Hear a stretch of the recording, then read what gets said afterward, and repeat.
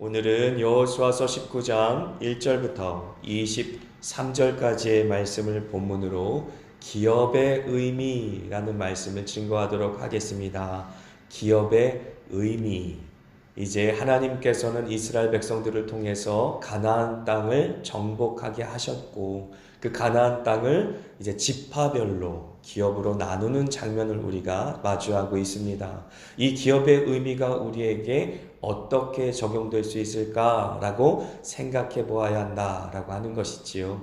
과거에 이스라엘 백성들의 역사라고만 생각할 것이 아니라 하나님께서 나그네 같은 우리의 인생 가운데 하나님이 어떠한 뜻으로 이스라엘 백성의 역사를 보여주셨는가 비추어 보면서 이 땅을 살아가면서 우리가 나그네 같은 삶이라 할지라도 천국에서 우리에게 상급으로 주실 하나님의 그 모든 보응, 하나님의 약속의 성취를 바라봐야 한다라고 하는 것입니다. 그래서 오늘은 시므온, 스불론, 이사갈이라고 하는 레아의 자녀들, 레아의 나머지 자녀들이 이제 기업을 받는, 분깃을 받는 그러한 장면을 우리가 마주하게 되었습니다. 사실 어떻게 하나님께서 기업을 이스라엘 백성들에게 나누었는가 그 내용에 대해서 좀 살펴볼 필요가 있을 것 같아요. 그래야 기업을 나눈 이유와 또 목적을 우리가 이해하고 이 땅 가운데 우리의 삶 가운데 적용할 수 있기 때문에 그렇습니다. 그래서 땅 분배의 원칙이 민수기 26장에 기록되어 있어요. 민수기라는 말의 뜻은 영어로는 numbers라고 하는데 백성의 숫자를 세었다라고 하는 것이죠. 두 번에 걸쳐서 하나님께서는 모세를 통해 이스라엘 백성들의 숫자를 세십니다. 특별히 26장에 보면 이제 두 번째 이제 이스라엘 백성들의 숫자를 세시면서 가나안 땅 전복 전쟁을 하기 전에 도대체 하나님의 군사의 숫자가 얼마나 되는가 그 숫자를 파악한 그런 기록의 내용이 민수기에 있어요. 뿐만 아니라 그 숫자가 가나안 땅에 정복 전쟁을 한 후에 지파별로 어떻게 땅을 분배할지에 대해서도 그 원리 원칙이 민수기 26장에 기록되어 있습니다. 그 첫 번째 원칙이 바로 민수기 26장 52절입니다. 같이 한번 읽겠습니다. 여호와께서 모세에게 말씀하여 이르시되, 짧은 구절이지만 제1원칙 하나님의 말씀대로, 내가 원하는 대로 내가 뜻하는 대로가 아니라 하나님의 말씀대로 이스라엘의 기업은 분배되었다라고 하는 것이지요. 우리가 은사에 대해서 나눌 때도 이러한 부분을 함께 나눴는데요. 하나님께서 하나님의 뜻대로 우리에게 은사를 주셨죠. 은사라고 하는 것은 성령님의 현현이라고 하였습니다. 성령님께서 성도들을 마치 성전 삼아 임하셨을 때에 성령님이 함께 하신다라는 증거로 성도들의 삶엔 은사가 드러난다. 하나님의 은혜로 주어진 것이 은사이며 하나님의 임재의 그러한 증거로 드러나는 것이 은사이다 라고 말했어요. 하나님의 뜻대로 하나님께서 만세부터 계획하신 그 전능하신 계획대로 우리에게 주어진 것, 그것이 은사라고 하는 것이지요. 어떻게 보면 그건 역시 우리가 이 땅 가운데 살아가며 성도로서 누릴 수 있는 상급이지 않을까라고 생각됩니다. 교회가 교회될 수 있도록, 예배가 예배될 수 있도록 각 사람에게 꼭 맞는 은사를 주셨어요. 그래서 우리가 각기 자라온 환경도 다르고 배경도 다르고 배운 지식도 다르고 가진 재물의 이 크기도 다르지만 모여서 교회를 이뤄갈 때에 눈, 코, 입, 귀, 손, 발 모든 몸들이 조화롭게 하나의 몸을 이루는 것처럼 우리가 한마음교회라고 하는 예수의 몸을 이뤄가면서 하나님의 역사를 함께 이뤄가는 것이 아니겠습니까? 하나님의 계획은 완전합니다. 그리고 하나님의 계획은 선하십니다. 그 선하시고 완전한 뜻에 따라 하나님께서는 하나님이 원하시는 대로 하나님의 상급을 주실 수 있는 그런 권세가 하나님께 있는 것이에요.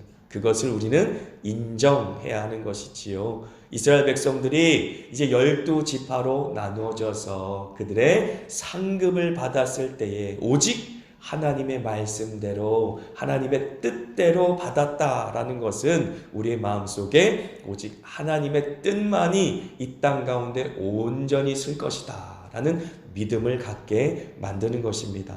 하나님께서는 이 세상을 만드실 때에 땅을 먼저 만드셨고요. 그 땅 위에 사람을 만드셨고요. 그 사람에게 하나님은 축복하셨어요. 이 원리를 기억해야 합니다. 하나님께서는 땅을 만드셨고 이 땅 위에 사람을 세우셨고 하나님의 형상대로 만든 그 사람에게 하나님의 blessing, 축복을 주심으로 말미암아 하나님의 영광이 드러나게 하셨습니다. 그것이 바로 하나님의 계획이었다라고 하는 것이지요. 그런데 이스라엘 백성들은 나그네처럼 살았어요. 시편 105편의 말에 보니까 이스라엘 백성들은 아직 숫자가 많지 않아 그 땅 가운데 나그네처럼 살았다라고 말하고요. 이스라엘 백성들은 함의 후손의 땅, 애굽의 땅에 들어가 나그네처럼 살았다라고 말합니다. 하나님께서는 아브라함에게 축복을 주시면서 그에게 자손만 약속한 것이 아니었습니다. 땅도 약속하셨죠. 그 축복의 땅, 약속의 땅, 가나안 땅을 이제 수단 백성을 이룬 하나님께서 아브라함에게 약속하신 그대로 이제 큰 민족을 이룬 이스라엘 백성들이 가나안 땅에 들어가 그 땅을 차지할 일만 남은 것이지요. 물론 순서가 좀 바뀌었습니다. 에덴 동산을 하나님께서 창조하실 때에는 에덴 동산을 먼저 만드시고 그 가운데 하나님의 형상대로 사람을 만드시고 그 사람을 축복하셔서 생육해라, 번성해라, 온 땅에 충만해라. 그렇게 하나님께서는 은혜를 주시고 그래서 하나님의 형상을 닮은 하나님의 백성들을 통해 하나님의 축복이 만복이 흘러갈 수 있도록 그 영광스러운 존재로 하나님께서는 에덴 동산 한복판에 인간 사람을 세우셨는데 다시 하나님께서는 에덴 동산처럼 하나님의 나라를 회복하시기 위해 하나님께서 이루신 역사는 조금 순서가 달라졌지요. 하나님께서는 아브라함이라고 하는 믿음의 한 사람을 부르십니다. 그리고 그에게 축복하십니다. 그리고 그에게 약속을 주십니다. 수단 백성과 그리고 하나님께서 약속하신 그대로 젖과 꿀이 흐르는 땅 가나안 땅을 약속하시지요. 네가 보는 모든 땅을 내가 너에게 줄 것이다 라고 약속하시지요. 그 약속이 이제 성취되는 장면인 것입니다. 그래서 이스라엘 백성들이 가나안 땅을 정복하는 것은 그냥 이스라엘 백성들만의 역사가 아니라 아브라함 때부터 시작해서 하나님께서 아브라함 믿음의 사람에게 주신 꿈이었었던 것입니다. 바로 하나님께서는 한 사람, 믿음의 사람을 통해 하나님의 꿈을 지금 이뤄가고 있는 것이지요. 하나님의 꿈은 무엇입니까? 바로 창조의 목적이 회복되는 것입니다. 아담을 에덴 동산 한복판에 세우시고 그를 축복하시고 생육해라, 번성해라, 온 땅에 충만해라. 그래서 아담의 후손을 통해 하나님의 형상, 하나님의 영광이 온 땅 가운데 가득하고 아버지 하나님의 축복이 온 만방에 가득 퍼지는 그러한 하나님의 꿈이 다시 아브라함을 통해 회복되는 그림이 우리 마음속에 그려져야 된다라고 하는 것이지요. 그냥 이스라엘 12지파의 역사다라고만 그려질 것이 아니라 이제 하나님께서 에덴 동산에서 이루기를 원하셨던 그 창조의 계획, 창조의 목적이 다시 아브라함의 후손, 약속의 후손인 이스라엘 백성들을 통해 이루어지고 있구나. 그래서 하나님의 나라가 가나안 땅에 다시 회복되어지고 하나님의 사람들인 이스라엘 백성들이 그 가나안 땅을 정복하며 다시 하나님의 형상이 회복된 하나님의 사람들을 통해 시온의 영광이 가득하였다라는 그 말처럼 하나님의 민족을 통해 여호와의 영광이 온 세상 가운데 찬란하게 퍼져나가는 그러한 꿈을 여호와는 꾸고 계셨다라는 사실을 우리는 기억해야 하는 것입니다. 하나님의 이 꿈, 이 계획은 변화된 적이 없다라고 하는 것이지요. 하나님께서 인간을 창조하시고 에덴 동산 한복판에 세우셨던 그 순간부터, 가나안 땅을 회복했던 그 순간, 그리고 이 양주 땅에 한마음 교회를 세우셨던 그 순간까지 하나님께서는 항상 이 창조의 목적대로 일하신다라고 하는 것입니다. 그러므로 땅, 사람, 하나님의 축복, 그리고 약속의 성취는 항상 하나로 묶여져 있다라고 하는 것입니다. 하나님께서 한마음 교회를 양주 땅에 세우시고, 그리고 하나님의 약속의 사람, 구원받은 사람들을 그 가운데 채우시고, 그리고 무엇보다 하나님의 형상대로 우리를 변화시키시며 하나님의 임재인 하나님의 영광이 우리 가운데 가득할 때에 그 영광으로 말미암아 온 세상은 하나님을 알게 될 것이며 하나님 앞에 예배할 것이며 하나님 앞에 찬미 올려드릴 것입니다. 그러므로 에덴과 가나안은 결코 따로 떨어져서 생각할 수 없으며 이 가나안 땅의 정복과 기업 분배 역시도 교회와 그리고 이 마지막 때에 이루실 하나님의 나라와 분리해서 생각할 수 없는 것입니다. 그 그림이 모두 다 녹아져서 이 본문의 말씀을 같이 묵상할 수 있어야 되는 것이지요. 왜냐하면 우리에게 이미 성취된 복음이 있고 예수 그리스도로 말미암아 임한 하나님의 나라가 있기 때문에 그렇습니다. 또한 우리가 흠모하고 악모하고 항상 사모할 하나님의 완성된 그 나라, 천국에 가서 우리가 받을 그 상급도 함께 이 말씀에 녹아져서 함께 묵상한다면 좋겠습니다. 그래서 가나안 땅, 하나님의 약속의 땅, 그리고 하나님의 축복의 땅, 그것이 바로 하나님의 말씀대로 분배되었다라는 사실은 굉장히 중요하다라고 하는 것이지요. 그런데 두 번째 원칙이 있습니다. 그것은 민수기 26장 53절 가시겠습니다. 시작. 이 명수대로 땅을 나누어 주어 기업을 삼게 하라. 첫 번째 원칙은 하나님의 말씀대로, 두 번째 원칙은 바로 명수대로입니다. 명수대로.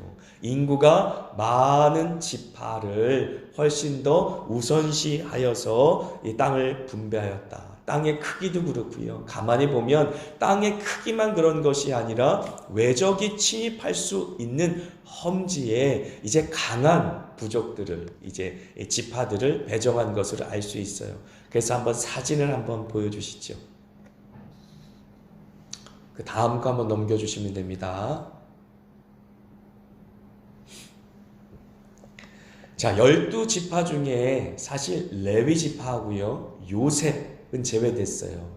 그래서 분배될 때 레위는 이제 영원토록 하나님만이 이 레위 지파의 기업이 될 것이다 말씀하셨기 때문에 레위는 제외됐습니다. 그리고 요셉은 요셉 대신에 요셉의 아들인 에브라임과 베냐민이 들어갔죠. 그래서 12지파가 지금 기업을 분배받고 있는 그런 모습입니다. 그래서 총 12지파가 있는데 이제 순서대로 하면 레아, 실바, 그리고 비라, 라헬의 후손들을 통하여 이제 4명의, 야곱은 4명의 이제 처와 첩이 있지 않았습니까? 근데 그 중에 이제 르벤, 시므온, 레위, 유다, 이사갈, 스불론은 레아의 아들들이었어요. 그리고 실바의 아들은 갓과 아셀, 그리고 비라의 아들은 단과 납달리, 그리고 라헬의 아들은 요셉과 베냐민인데 여기에서 이제 레아의 아들인 레위는 오직 하나님만이 자신의 분깃 기업이다라고 했기 때문에 이 땅을 분배받지 못하고 오히려 도시, 성읍을 분배받았지요. 그리고 요셉이 빠지고 요셉 대신에 에브라임과 므낫세, 그의 아들인 에브라임과 므낫세가 들어가서 야곱의 12지파가 된 것입니다. 그런데 가만히 보면은요, 그 중에 제일 인구가 많은, 그 다음 장면 한번 보여주시죠. 그 중에 제일 인구가 많은 유다 지파, 유다 지파가 가장 많은 분깃을 받았습니다. 그래서 제가 한번 설교할 때 이 이야기를 했어요. 이 글씨가 너무 작아서 안 보이시나 봐요. 다 찡그리고 이렇게 보고 계시는데 죄송합니다. 최대한 키웠는데도 이렇게 됐습니다. 이제 48개 도시를 레위 지파에게 나눈 그런 모습을 지금 지파별로 기록한 것입니다. 첫 번째 가장 큰 지파는 유다 지파인데 그 인구가 76,500명이에요. 총 성읍이 120개 정도 이 성읍을 분할받았는데 큰 성읍, 큰 지대를 이 분할받다 보니까 오늘 우리가 읽은 본문에 시몬이라는 지파가 이 유다 안에, 유다의 그 분깃 안에 들어와서 함께하는 것을 볼 수 있습니다. 그것을 보면서 우리가 뭘 알 수 있냐면 강한 지파 속에 이제 시므온이라는 좀 약한 지파를 보호받게 하셔서 시므온이 다시 강성하게 또 이제 부흥할 수 있도록 그렇게 기회를 하나님께서 주신 것을 알 수가 있는 것이지요. 그래서 하나님께서는 명수대로 주셨다라고 하는 것이지요. 두 번째 큰 지파는 단 지파예요. 단 지파는 64,400명입니다. 그리고 세 번째 큰 지파는 이사갈 지파입니다. 64,300명. 그리고 네 번째는 스불론 65,500명. 그리고 다섯 번째는 아셀 지파 53,400명.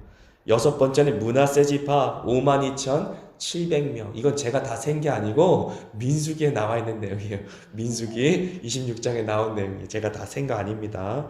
자, 일곱 번째는 베냐민 지파인데 45,600명. 이제 여덟 번째 납달리 지파는 45,400명. 그리고 아홉 번째는 루벤 지파 43,730명. 이제 열 번째는 갓 지파 45,500명. 11번째는 이제 에브라임 지파예요. 32,500명. 그리고 마지막 12번째가 시므온 지파예요. 22,200명. 가장 작죠. 가장 연약하기 때문에 시므온 지파를 유다 지파 안에 보호받게 하여서 강성하게 하였다. 특별히 시므온 지파는 제가 유다 지파 얘기하면서 하나님께서는 사랑하시는 자녀를 더 이제 어떻게 보면 거친 환경 속에 주시지 않나. 네게부 지역이라는 곳을 주었다라고 했어요. 가장 남쪽 지역이죠. 이 남방 땅은 광야하고 가까워서 하나님께서 이른 비와 늦은 비를 주시지 않으면 결코 살 수 없는 곳이에요. 그런 지역을 하나님은 유다에게 주었어요. 그 유다, 어떻게 보면 장자권이 승계되어서 이 유다 자손을 통해 다윗이 태어날 것이며 다윗을 통하여서 이제 예수님 약속하신 메시아가 올 텐데 그 지파를 강하고 또 하나님 앞에 오직 믿음으로 살게 하기 위해 네게브 땅을 주었다라고 말씀했습니다. 이 네게브 땅은 광야인데요. 완전히 사막은 아니지만 하나님께서 이 비를 내려주시고 또 이슬을 내려주셔야 살 수 있는 하나님의 은혜가 없이는 살 수 없는 곳인데 그 중간에 노른자 같은 땅 성읍들을 시므온에게 주었다라고 하는 것을 알 수가 있죠. 뿐만 아니라 우리가 읽은 본문에는 스불론도 나오고 이사갈도 나오는데 이 스불론과 이사갈은 작은 지파는 아니지만 그 지파들이 가진 땅이 그렇게 넓지는 않아요. 나중에 이제 지도를 보시면 알겠지만 넓지는 않은데 왜 넓지 않은 지역을 그들에게 주었는가? 다 이유가 있습니다. 스불론은 산지에 이제 하나님께서 어떻게 보면 기업을 주셨기 때문에 그 산지를 정복하기 위해서는 많은 인원들이 필요했죠. 뿐만 아니라 이사갈은 곡창지대, 이제 갈릴리 호수 지방의 곡창지대를 하나님께서 주셨기 때문에 수없는 분쟁이 있을 수 있는 지역입니다. 그러므로 강한 지파가 그 지역을 점령하고 또 다스려야 할 필요가 있었던 것입니다. 그리고 세 번째 원리 원칙이 있습니다. 하나님께서는 하나님의 말씀을 따라 또 명수에 따라 이제 땅을 분배하셨지만 세 번째 원칙은 바로 제비를 뽑아입니다. 이 위치는 제비를 뽑은 것이 서로 이 지파별로 싸우지 않도록 하나님께서 그 모든 땅 분배 과정 속에 개입하신 사건입니다. 그래서 민수기 26장 55절 같이 읽습니다. 오직 그 땅을 제비 뽑아 나누어 그들의 조상 지파의 이름을 따라 얻게 할지니라. 아멘. 그렇습니다. 비옥한 땅, 그리고 황량한 땅, 그렇게 넓지 않은 지역이지만 이 산지도 있었고 평지도 있었고 사람들이 좋아할 만한 땅, 그렇지 못한 땅이 골고루 섞여 있었다라는 사실을 알 수 있어요. 그러므로 12지파가 들어가서 이 땅 분배하다가 서로 싸우다가 이 서로 자멸할 수 있기에 하나님께서는 이 제비 뽑기를 통하여서 그 모든 땅의 위치를 정한 것이지요. 그래서 하나님께서는 명수에 따라 땅의 크기를 정해 주셨고 또 명수에 따라 땅의 중요하고 외적에 침입할 수 있는 중요한 위치를 정해 주셨고 또 명수에 따라 또 보호받을 수 있는 위치를 정해 주셨고 그리고 나중에 이 하나님께서는 땅의 위치는 제비 뽑기를 통해 정해 주셨다라는 사실을 알 수 있는 것이지요. 이 두 가지의 사진이 있는데 한번 보여주시지요. 자, 보면은 갈릴리 호수가 오른쪽에 있고요. 왼쪽엔 지중해예요. 그래서 보면은 서쪽에는 평야 지역이고 가운데 지역엔 산악 지역이고 동쪽은 절벽 골짜기입니다. 그래서 다음 사진 보여주시죠. 다음 사진에 보면은 이제 잘 보이지 않으시겠지만 위에 긴네렛 호수라고 써 있는 것이 갈릴리 호수고요. 밑에 사해라고 써 있는 것이 이제 사해 바다입니다. 그래서 성경에는 호수라고 표현하기도 하고 바다라고 표현하기도 하는데 혹시 레위기에 보면은 제사를 지낼 때 놋바다라는 걸 들어보셨습니까? 바다라는 표현이 히브리 원어상에 물이 많은 것을 바다라고 했어요. 우리 이 개념의 바다는 지중해라든지 동해라든지 서해라든지 짠물이 있는 바다를 바다라고 하지 않습니까? 근데 성경에는 호수와 바다를 혼용해서 써요. 많은 물이 고여있고 많은 물이 있으면 바다라고 했는데 그래서 갈릴리도 분명히 우리가 볼 때는 호수인데 바다라고 표현할 때도 있다라는 사실 이해해 주시면 감사하겠습니다. 그래서 긴네렛 호수라고 부르기도 하였고 갈릴리 호수라고 부르기도 하였는데 이 갈릴리 호수 쪽을 바라보게 되면 왼쪽에 납달리, 그 밑에 스불론, 이사갈 있지 않습니까? 이 지역에 스불론은 산악 지역에 지금 위치해 있기 때문에 스불론의 인구가 꽤 많아요. 스불론은 6만 500명인데 그럼에도 불구하고 그 분배받은 땅이 넓지 않았다. 그 산악 지역을 점령하기가 결코 쉽지 않았다라는 사실을 알 수 있지요. 그리고 이사갈 땅은 평야입니다.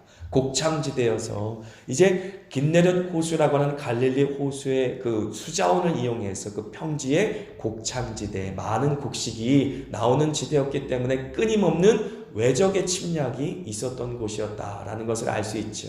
그래서 땅이 적게 분배되었지만 굉장히 중요한 전략적인 요충지였고 그리고 곡창 지대였기 때문에 강한 두 민족인 스불론과 이사갈이 그 조그마해 보이는 그 땅을 차지하게 되었다라는 사실을 알 수가 있는 것입니다. 그래서 잠언서 16장 9절 말씀 같이 한번 읽습니다.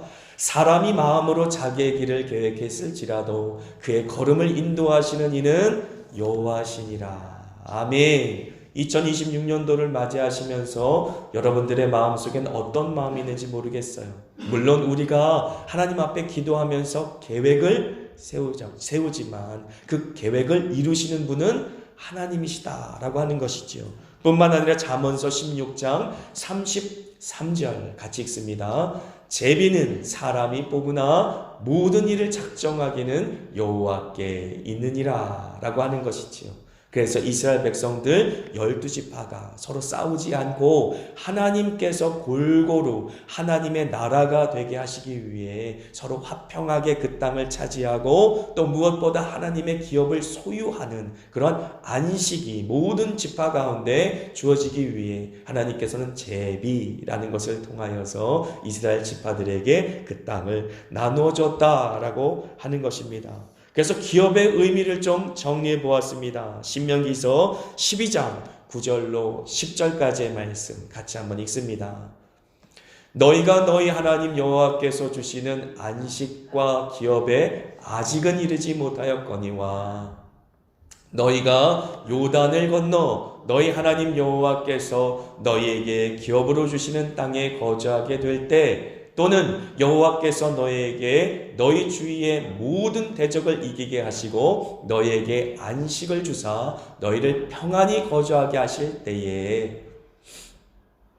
그렇습니다. 기업은 안식과 긴밀한 연관이 있는 것이지요. 하나님의 땅과 하나님의 축복이 연관이 있는 것처럼, 하나님의 약속, 축복의 약속이 그 땅을 차지하는 것을 통해 이루어지는 것처럼, 그래서 땅과 사람, 하나님의 축복은 하나이다 라고 제가 말씀드린 것처럼, 우리가 이 땅 가운데 육신을 입고 사는 한 하나님이 주신 기업, 하나님이 주신 상급, 하나님이 주신 그 모든 은총은 우리에게 하나님이 주신 그 모든 은사로 주어져서, 하나님이 주신 그 은혜와 은사로 말미암아 우리는 이 땅에서도 안식을 누린다라고 하는 것이죠. 결국 하나님께서는 우리에게 안식하게 하시기 위해 하나님의 품에서 수고하고 무거운 모든 짐을 다 내려놓게 하기 위해 이 모든 전쟁을 치르게 하신다라고 하는 것이죠. 이 땅 가운데 전쟁 같은 삶을 사지 않습니까? 하루하루 우리 너무나 치열하게 삽니다. 2025년도 우리가 지낸 많은 날 동안 단 하루도 치열하지 않은 날이 없었을 것이에요. 또한 오고 오는 많은 날 2026년도 역시 단 하루도 치열하지 않을 날이 없을 것입니다. 하지만 그런 치열한 정복전쟁을 통해서 우리가 성취할 여호와의 땅, 하나님의 땅은 어떤 의미가 있는 것입니까? 하나님의 약속이 있는 땅입니다. 하나님의 축복이 있는 땅입니다. 결국 그 하나님이 주신 약속과 축복으로 말미암아 하나님이 주신 기업 안에서 우리는 약속하신 안식을 누리게 되는 것입니다. 하나님의 목적은 바로 여기에 있다라고 하는 것이지요. 이 땅 가운데 우리가 나그네처럼 살아가지만 결국 하나님께서 주시는 기업으로 말미암아 영원한 안식을 누리게 될 그 산 소망을 우리는 마음속에 품고 살아야 하는 것입니다. 그렇기 때문에 이스라엘 백성들에게 이렇게 하나님께서는 명령하십니다. 레위기 25장 23절 같이 읽습니다. 토지를 영구히 팔지 말 것은 토지는 다 내 것임이니라. 너희는 거류민이요 동거하는 자로서 나와 함께 있느니라. 아멘. 자, 이 말씀이 저희들에게 큰 은혜가 되며 이 땅 가운데 살아가는 기독교인 성도로서의 정체성, 그리스도인으로서의 정체성을 알려주는 말씀입니다. 우리는 모두가 다 이 땅 가운데 거류민이며 그리고 나그네같이 살아간다라고 하는 것이지. 온 세상은 하나님께 속한 것이고 이스라엘 백성들이 가나안 땅에 들어가서 지파를 기업으로 분배받았지만 그 땅을 팔지 말라라고 말씀하세요. 왜 그렇습니까? 그 땅은 여호와의 것이기 때문에 그렇다라고 말하는 것이지요. 그래서 그 모든 소유권은 하나님께 있으니 우리는 청지기가 되어 그것을 잘 이 땅 가운데서 누리며 또 지키며 경작하며 살다가 하나님이 주시는 영원한 기업을 소유하고 영원한 안식을 누리며 살 수 있는 소망 가운데 살다가 주님 품에 안기는 것이지요. 그래서 베드로전서 2장 11절과 12절 제가 읽어드립니다. 사랑하는 자들아, 거류민과 나그네 같은 너희를 권하노니 영혼을 거슬러 싸우는 육체의 정욕을 제어하라. 너희가 이방인 중에서 행실을 선하게 가져 너희를 악행한다고 비방하는 자들로 하여금 너희 선한 행실을 보고 오시는 날에 하나님께 영광을 돌리게 하려 함이라. 아멘. 우리는 이 땅 가운데 거류민이요 나그네다라고 말하는 것입니다. 이 세상의 것에 우리의 모든 마음을 빼앗기지 않고 오직 하나님의 것이니 청지기처럼 잘 누리다가 하나님이 주신 은혜와 은사로 우리가 이 땅 가운데 주님의 충만한 기쁨을 누리다가 하나님이 주신 기업과 안식을 누리는 저와 여러분 되었으면 좋겠습니다.